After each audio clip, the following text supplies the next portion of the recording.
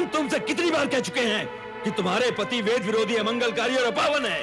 इसलिए हमने उसे इस यज्ञ से बहिष्कृत कर दिया है।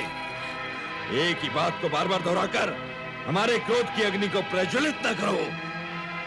या तो चुपचाप यज्ञ में भाग लो, अन्यथा चले जाओ यहां से, चले जाओ। दक्ष प्रजापति, आप मेरे पिता हैं। तनिक इतना तो सोचिए कि अपने पति के अपमान का परिमार्जन न कर पाने पर आपकी ये पुत्री शिव को क्या मुंह दिखाएगी? क्या मैं कैलाश लौटकर शिव से ये कहूंगी कि मैं आपकी निंदा सुनने वहां गई थी? शिव निंदा सुनने वाला भी शिव निंदा करने के समान नरक का पात्र होता है। तो जहां जाना है चली जाओ, तुम्हें रोका किसने है? किंतु एक बात अच्छी तरह समझ लो सती, जिस शिव ने हमारा सरासर अपमान किया है, उसी शिव से अपने अपमान का प्रतिशोध लेने के लिए हमने इस महायज्ञ का आयोजन किया है। और सुनना है तो सुनो, अब शिव मेरे लिए सदा सदा के लिए बहिष्कृत है। वो भूतनाथ, शमशान में पड़े रहने वाला अघोरी, नंग धड़ंग अवधूत,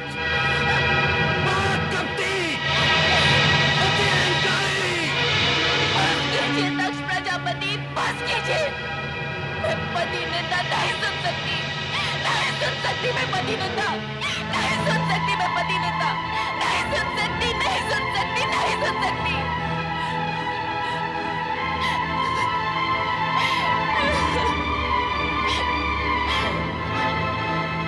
मेरे स्वामी, आपने मुझे न आने के लिए कितना समझाया,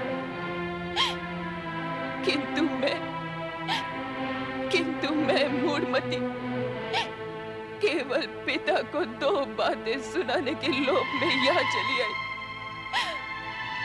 उस समय मैंने ये न सोचा कि यदि मुझे पति के विषय में अपशब्द सुनने पड़ गए तो अब तो मैं अपने स्वामी को अपना मुंह भी नहीं दिखा सकती।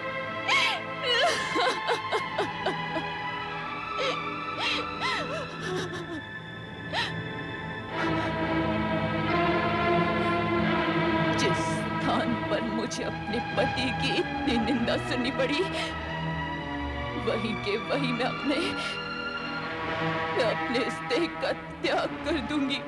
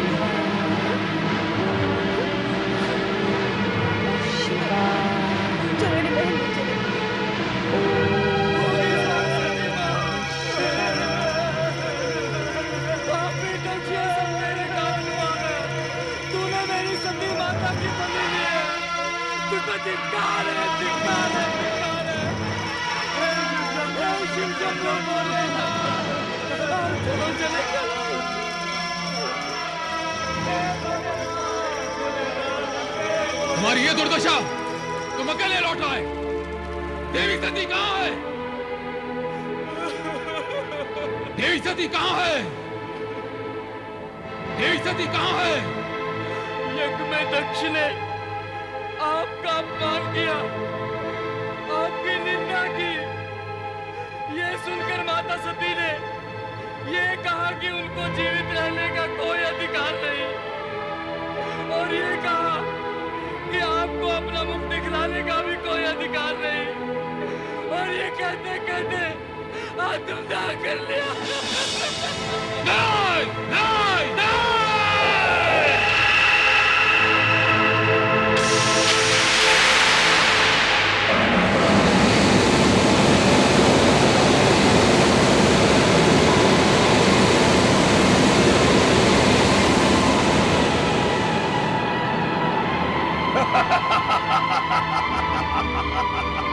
जय मेरे लिए क्या आज्ञा है प्रभु?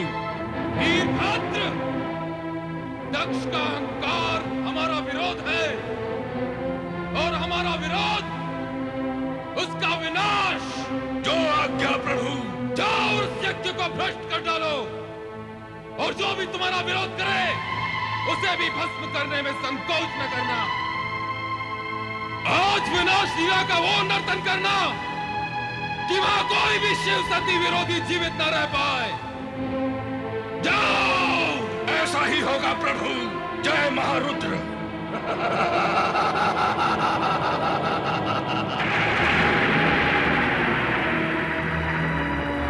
हे दुराचारी दक्ष, तेरे इस यज्ञ का विनाश हो जाएगा। तुझ पर दुर्भाग्य और विपत्तियों का आक्रमण होगा और उससे तेरी रक्षा करने का किसी ने प्रयत्न भी किया तो उसका अंत निश्चित है। कुछ ही समय में यहाँ विनाश का तांडव होने वाला है। विनाश का तांडव होने वाला है। विनाश का तांडव होने वाला है।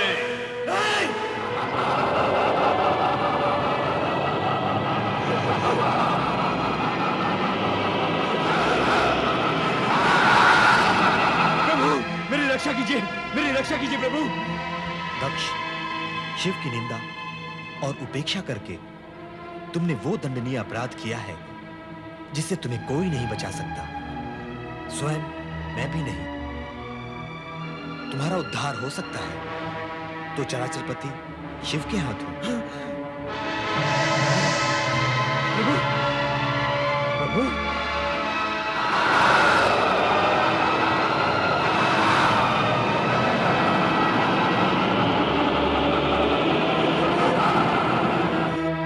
प्रभु, अब इस संकट से आप मुझे उबारिए।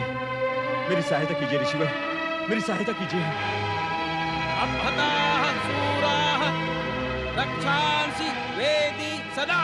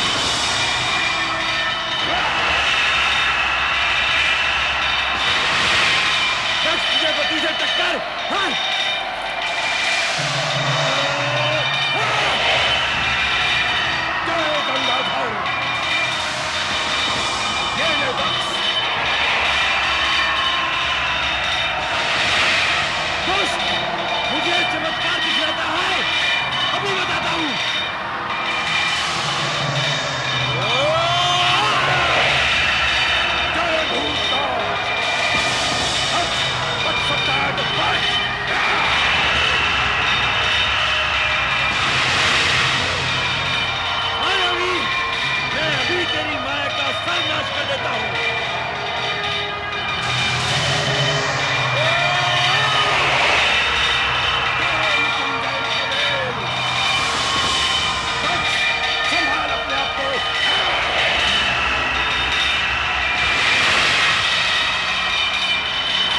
अपने आप को इतना ही शक्तिशाली समझता है तो मेरे बराबर का होकर अपनी शक्ति का प्रदर्शन कर।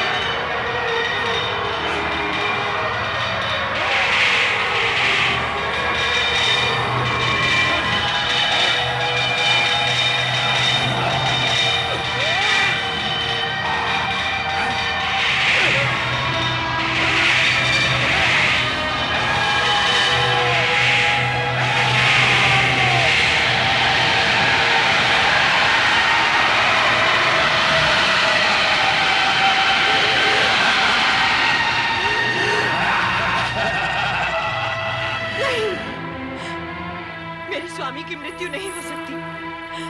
वे परम पिता ब्रह्मा के पुत्र हैं। उनकी मृत्यु नहीं हो सकती। उनकी मृत्यु असंभव है। तुम्हारा कथन मिथ्या है, मिथ्या। नहीं महारानी, ये सत्य है। प्रजापति महाराज दक्ष अब इस संसार में नहीं रहे। क्या मेरे स्वामी इस संसार में नहीं रहे? मेरा सुहाग मिट गया है। यदि मेरा सुहाग मिट गया है तो मैं जीवित रहकर क्या करूंगी? मैं अपने प्राण त्याग दूंगी। मैं अपने प्राण त्याग दूंगी। नहीं माते, नहीं, धैर्य रखिए माते। इतना दुखी मत होइए माते। नहीं, मेरे स्वामी के बिना मेरा जीवन व्यर्थ है। मेरा जीवन व्यर्थ है। मैं जीना नहीं चाहती। मैं जीना नहीं चाहती। मैं नहीं रहना चाहती। शांत हो जाइए माते, शांत हो जाइए।